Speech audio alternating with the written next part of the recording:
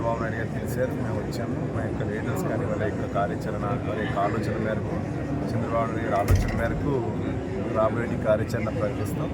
ఏదైతే ఈరోజు గ్రౌండ్ లెవెల్లో ప్రతి ఒక్కరు కూడా మేము ప్రతి చోట కూడా డోర్ టు డోర్ క్యాంపెయిన్ చేసుకుని ఉన్నాము. సుమారుగా మా కాన్స్టిట్యున్సీలో 2,25,000 ఓట్లు ఉంటే 2 లక్షల వాటర్స్ని స్వచ్ఛందంగా సుమారుగా 1,560 కిలోమీటర్లు డోర్ టు డోర్ క్యాంపెయిన్ పూర్తి చేసుకోవడం జరిగింది.